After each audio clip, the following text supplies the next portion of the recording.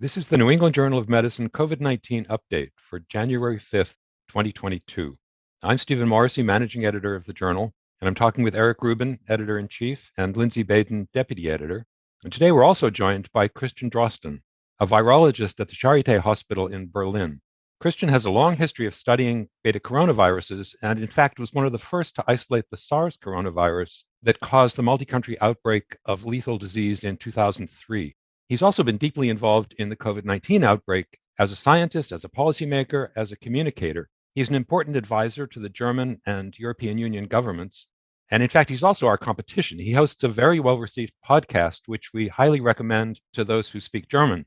Christian, today we'd like to talk to you about how science gets translated into policy. But before we do that, let's talk about a study that we published today. Vaccines can have a few different benefits. They're potentially able to prevent infection, reduce progression to serious illness and death, and stop onward transmission of the virus. The vast majority of what we've published has focused on the first two benefits.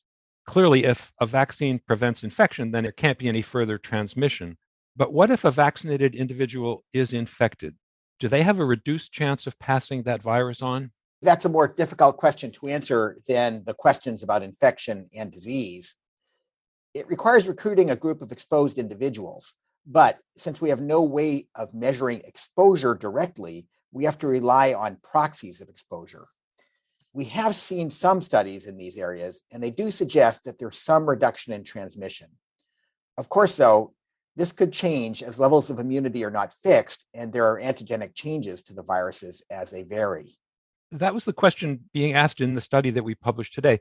How well does vaccination prevent transmission of two of the viral variants, Alpha and Delta? So how did the investigators go about answering the question? This was a retrospective study in which the authors identified index cases in the UK using the National Health Service's records, and then went to contact tracing records to find close contacts. These were defined as household members, those who'd spent significant time very close to the index patient, sexual contacts, or those who traveled in the same vehicle or plane and who had a PCR test for infection, either for symptoms or for asymptomatic screening, beginning at the beginning of January and ending in July. They then classified each virus as either alpha or delta based on the results of PCR. To calculate the risk of transmission, they constructed a model that took into account the vaccination status of both the index patient and the contact, the type of contact, and social and other demographic features of the contacts. And what did they find? There were two vaccines being used in the UK, BNT162b2, the Pfizer vaccine, and ChAdOx1, the AstraZeneca vaccine. Both decreased the risk of transmission of the Alpha variant by about 2/3 for the Pfizer vaccine and about 1/2 for the AstraZeneca vaccine. However, both were somewhat less able to block transmission of the Delta variant. Part, but not all of this could be explained by the fact that protection against transmission decreased over time, a finding that seems consistent with the known waning of immunity over time. I think that the conclusion is that vaccination does provide a benefit in decreasing transmission from a vaccinated individual to others. It's not an enormous benefit, but it is a benefit. It does seem to correlate with the degree of immunity, and it's likely that with booster doses of vaccines, we might see more protection against onward transmission. So, Eric, I think this is such an important distinction. Preventing COVID illness and disease versus preventing transmission. They're both part of the public health response. How to measure and ascertain the prevention of transmission is very complicated, and these are difficult studies to do. And our colleagues in the UK have done a nice job of helping frame this question and providing some insight into the ability of vaccines and the associated immunity to prevent transmission of two different circulating variants. However, it's always difficult in these studies to understand the directionality of transmission. Who in the household is truly infected first versus detected first? And then how to measure key factors. You alluded to the time from vaccination, which is very important, but the issue of which vaccines were received, who's an early adopter versus a later adopter in terms of those who received vaccination, and then which variants are circulating is a time-dependent factor, which is then linked to the time from immunization and may influence the risk of acquisition or transmission. Having said all of this investigation still provides important insight that vaccination can also have an effect on transmission and not just illness. I like this study, and there are aspects that are maybe not so much in the foreground, but that are probably quite interesting now for also looking at Omicron. For instance, if we look at the difference in viral load, specifically in the asymptomatic patients, and we compare Alpha versus Delta, what we see is that really the viral loads in Alpha are lower and are more influenced by the vaccine. And I really asked myself how this would look for Omicron, right?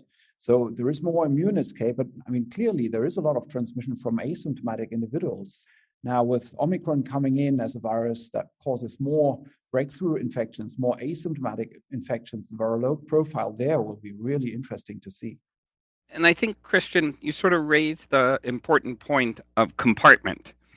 The nasal or mucosal compartment where acquisition occurs and a substantial amount of replication and risk of transmission versus the systemic compartment, which often is associated with the inflammation, end organ injury, and more severe illness. And what we may be seeing in part with vaccination is better protection against systemic illness across variants, but may have a weaker impact on localized or compartmental infection or replication, such as in the nares. Therefore, a disconnect between illness prevention versus transmission. And it may well be variant dependent in terms of the immunity elicited and present in the mucosa when one is exposed to or infected with a new variant that has some level of escape from the background immunity. And I think it's worth making the point that we've discussed before, which is that vaccines which induce strong mucosal immunity are generally delivered to the mucosa. And for the most part, those are live viral vaccines where there's a sufficient amount of replication in the mucosa to produce an antigenic load, which will induce immunity. That's not true for any of our vaccines right now. We don't have a vaccine like that. So for now, at least, I think we're going to induce systemic responses, which may not work so well in blocking transmission. Yeah, well, for the immediate future, we'll also induce a lot of natural immunity based on the Omicron variant, unfortunately. And that raises an interesting question as to whether or not natural immunity is really going to do a better job of preventing transmission than vaccination. It could very well be, specifically because of the mucosal replication. Yeah, I guess this is what we're seeing for many respiratory diseases. The specific problem, obviously, with Omicron is that we have more and more indications towards this virus establishing itself as a new serotype, right? So this is really antigenetically different from the previous viruses. And I doubt that actually the previous viruses will completely disappear. So we may have to deal with two different serotypes in the future, including maybe two variants of vaccines. I don't want to go out on too much of a tangent here, but what you're saying, Christian, raises the question of what do we define as a serotype? When do we say that this virus really is something brand new and not just a small variant of what we've seen before? And I guess, do you think of Omicron as really being a serotype yet? Well, no, it's too early to define that. But what's quite striking is if you look at mono-infections in naive persons with Omicron, there is little reactivity towards the other ones, right? Little neutralizing antibodies. I mean, these data are just somehow in the making, but it is a striking observation. But Christian, I mean, there's the immunity in terms of, are there divergent enough sequences or serotypes, as you suggest, that can cause infection one after the other, so it's not cross-protective immunity. But I also find it fascinating to understand how these viruses live in their ecologic niches. And as we saw with pandemic H1N1 13, 14 years ago, it outcompeted seasonal H1N1. And we see that actually quite routinely, that when a new variant of influenza A emerges, it outcompetes the other serotypes in its space. And I wonder if with SARS-CoV-2, if there will be that type of competition as well for its replication niches, and one variant may outcompete the other, as we've witnessed in the short term with Omicron outcompeting Delta, Now, whether Delta is gone or Delta is at such a low level because Omicron is so dominant, we won't know for a little while. But I wonder if the SARS-CoV-2 variants will outcompete prior variants to extinction. Yeah, well, that depends a lot on what their intrinsic transmission fitness is, right? So if you really consider Omicron as superior intrinsically, then it may cancel out Delta entirely. But if this is all just immune escape for Omicron, then this advantage will be lost soon. And then Delta may come back. If it transmits at the same efficiency level, it can come back to those who have waning immunity against Delta. And there, of course, it becomes important whether these two different, let's say, serospecificities are really sufficiently separated from each other. This we don't know. We have to wait for that. Christian, I want to ask you generally about how your scientific background informs the advice that you give governments and other institutions. But first, can you tell us what the situation looks like in Germany at the moment? Well, in Germany, we are in a period of low incidence currently after we had issues in several regions of the country with Delta. So towards the end of autumn, several states in Germany, we call them Bundesländer, so to use a German word. These provinces, some of them really had to impose new control measures that were, well, actually they were lockdown measures. And some of this was general measures in the whole country. And for this reason, we are now in a period where we are still benefiting from decreased incidence, from lower hospitalization rates, from decreasing death rates. But at the same time, we are now seeing the Omicron variant coming in, and we are at about 50% share of Omicron detections now. And this is going to increase over January. We see a doubling rate of about 4 days, which is slower than in the UK. But it makes sense considering the fact that we still have a lot of control measures in place because of Delta and because of the fact that considerable share in the German population, including the older people, are unvaccinated. So we have to have control measures in place, and that seems to slow down the Omicron expansion a bit. Are you seeing the same sorts of things reflected in the rest of Europe, Christian? Germany certainly has different control measures than many of its neighbors. Yeah, exactly. So there are differences. I mean, if you consider, for instance, the UK, you really have a rapid increase of incidence in some regions there. The incidence is already coming down again, and there may be limiting effects, network effects that cause these immediate decreases. But we don't know what will happen, let's say, when school starts again, beginning of January now. And well, Germany is actually one of the few countries in Europe that doesn't see such an increase. So in other countries, for instance, Italy, we are now seeing new increases of Omicron. And this obviously will be a common impression in Europe very soon. So one of the issues for many basic scientists is that standards of proof demanded in science are very high, sometimes maddeningly so. Yet, in a time of crisis, policymakers don't have the luxury of waiting for absolute proof, and they often have to deal with incomplete information. A recent example of that is the very rapid concerns about the Omicron variant that you've been talking about. We saw pieces of data far earlier than we could critically evaluate them, but governments had to act. So how do you reconcile what it is you want to know with what the reality looks like on the ground? Yeah, this is a difficult issue, actually, because it's not only basic scientists, it's scientists in general who would like to have multiple layers of evidence before they actually come to a conclusion. But now politicians, other decision makers, they ask for advice, quick. So this whole idea of evidence-based decision-making doesn't work out anymore to this extent, right? So if you consider vaccine indication recommendations, how do you reach such recommendations without many people vaccinated? So without a vaccination program already in place, for which in turn you need a recommendation, right? So this has caused issues, as we all remember, for instance, when it came to, so the side effects of vaccines are not very frequent. And other issues, for instance, the big question of viral load and virus shedding. So what does a viral load tell us?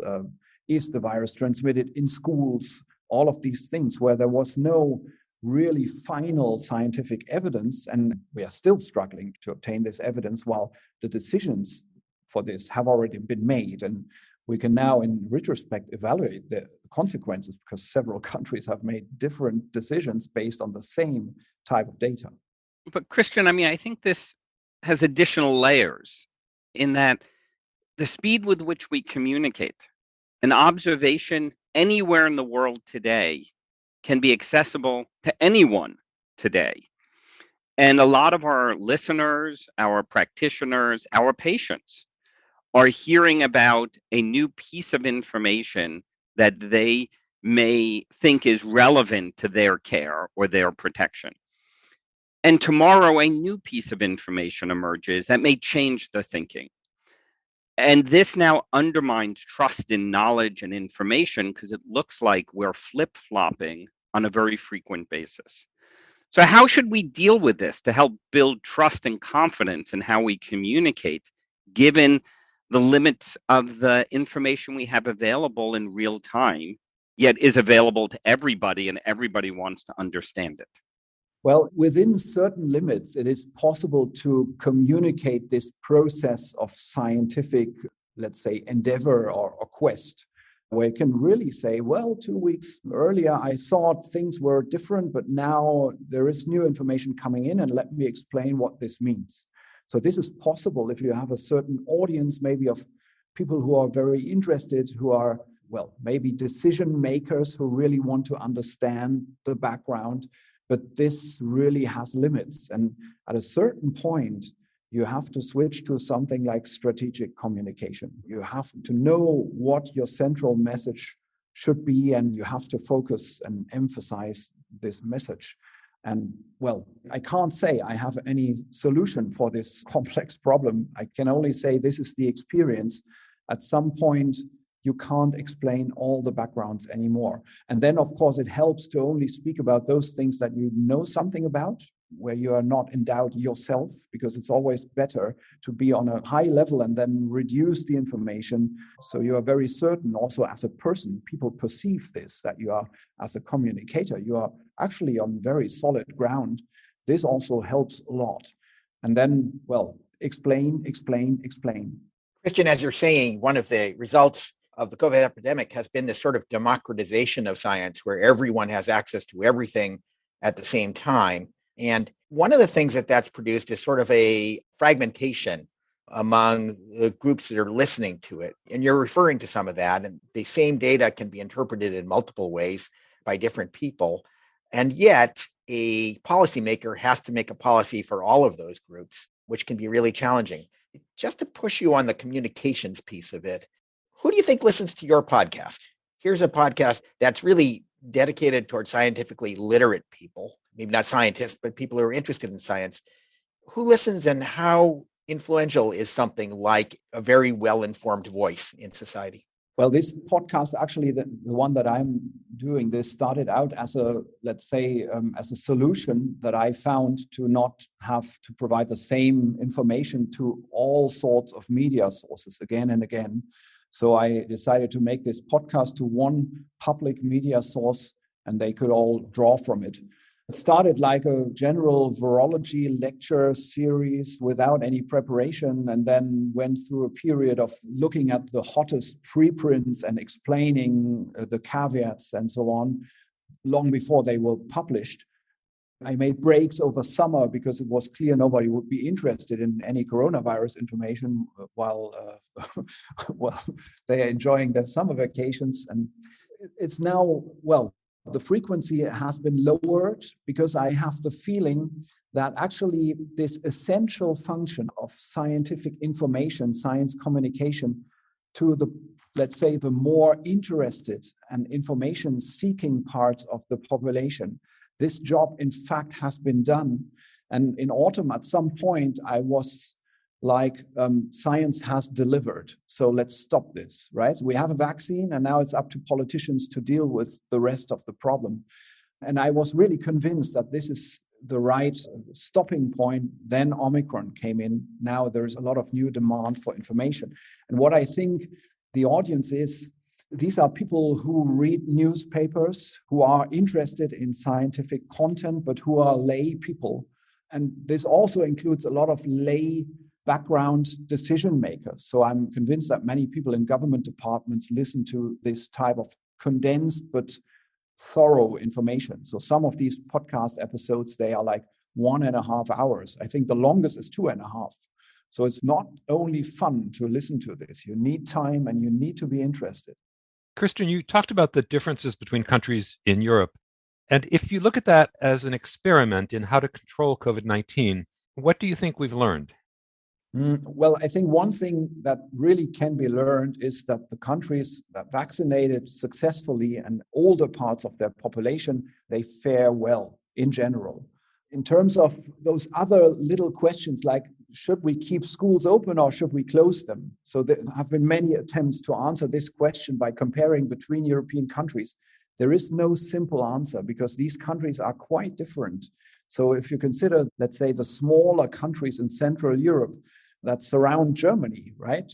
Denmark, Belgium, the Netherlands, Switzerland, Austria, they have similar population sizes, but the populations are very different. Mobility is very different. If you consider, for instance, like the Netherlands, people move around the whole country in a commuter mode, while in Switzerland, well, there are some mountains around, right? So even this simple difference may really influence how diseases are transmitted. Then the share of the population that worked in the producing sector versus, let's say, education and other things, these countries are differently structured. And that really makes it difficult to regard them as, let's say, experimental replicas that you just observe.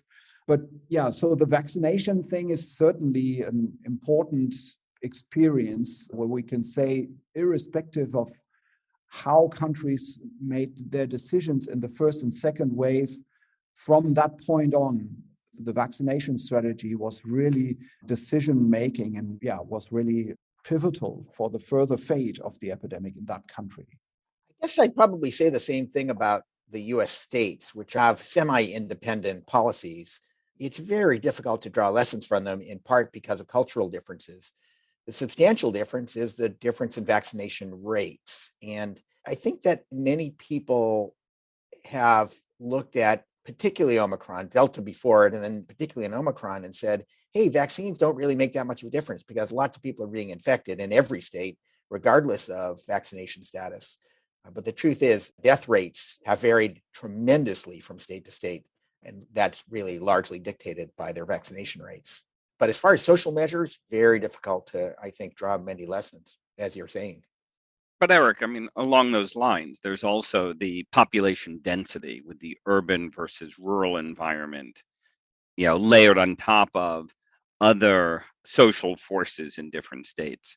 And then the unfortunate exacerbation of differential access and how that has also played into the severity of illness in different communities and access to vaccines and other treatments. And I don't know how much that has played out across Europe as well, Christian. Well, I should point out, some huge difference between us and most European countries is National Health Service and universal access to care, which we don't have. And that really tends to exacerbate some of those divisions that you're talking about, Lindsey. Yeah, that's true. But I mean, we see the same differentiation of things when we compare, for instance, communities with a migration background, right? So this is just an obvious thing also in Europe. So looking at access, one of the biggest failures during the pandemic has been our inability to provide vaccines to many countries around the world. Christian, from your vantage point in Europe, do you see that situation improving? And what do you think should be done? Well, I guess there is political will on an international level to improve on that. I think WHO has sent a message just today in this regard. But so in general, I'm afraid the acquisition of natural immunity will just be faster in large parts of the global south, right? It's just a fact. We won't change this by any political decision-making regarding vaccine provisions this year, and it has to happen this year. Otherwise, it's going to be too late. Maybe it has to happen in the next few months. So how can this be done? What I think this can be good for is as a lesson. So we need better structures for disease surveillance in the first place. And while there are programs to improve sequencing capabilities across Africa, this doesn't solve the dearth of diagnostic laboratories, right? This is the more important thing. So we need to be able to diagnose the common infectious diseases on a smaller scale of resolution there in African countries before we really scale up sequencing capacities. And then, of course, yes, production of vaccines on site. This is something that should be promoted and considered for some countries where this is possible already. So I believe there is a long-term lesson from this dilemma, but for the present situation, I don't see any real solution except the positive political effect that this will have on the long term. So, Christian, I worry that the speed with which Omicron is transmitting, that we don't have time to deliver vaccines anywhere, given that natural or wild type infection is going to occur likely over the next weeks to month or two globally. But I am intrigued by your earlier comment that perhaps Delta and Omicron or their descendants may co-circulate, which then raises the issue of continuing vaccination strategies even after Omicron has swept through communities, given the need to augment immunity against these other variants. And that we as a global community need to keep this in mind, that even after infection has swept through with Omicron, for example, there may still be substantial value in augmenting global community immunity through vaccination. Yeah, I completely agree. Currently, it's a little bit more than a virologist's informed gut feeling. There are some snips of evidence here and there, for instance, the serological data that point at the possibility of a new serotype forming, but also the observation that probably a large share of the fitness advantage that Omicron has is actually because of immune escape. Actually, I do not really believe in a big intrinsic fitness advantage. So if you subtract the immunity, you will have two variants co-circulating. Although, Christian, the replication and doubling time of Omicron seems substantially faster than Delta. When we look at the curves of rapid community infection, it's not a slope, it's a straight line north. And so there does appear to be some fitness advantage if replication speed can be considered as a fitness advantage in addition to the ability to escape immunity. Yeah, I mean, I wouldn't disagree with this, but maybe here there is an interesting notion from this European perspective, comparing countries. So if we look at this steep increase in the UK and in Denmark, for which we have the best data and the highest, let's say, testing effort, when we compare this with Germany, there really is a difference. So it really seems that measures in place make a big difference here.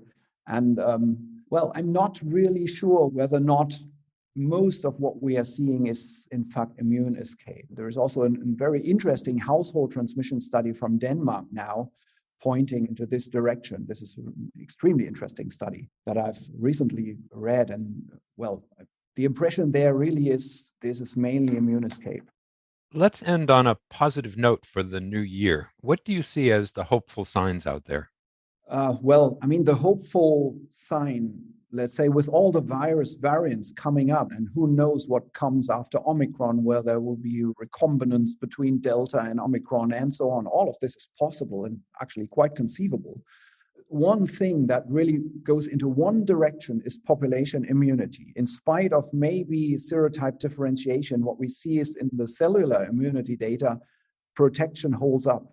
And the more we vaccinate, and let's say in some countries, the more people get infected, where this is affordable based on the age profile, the more there will be population immunity. So the way towards an endemic situation, I think, is a clear way for countries across the globe. Thank you very much, Christian, for joining us today. And as always, thank you, Eric, and thank you, Lindsey.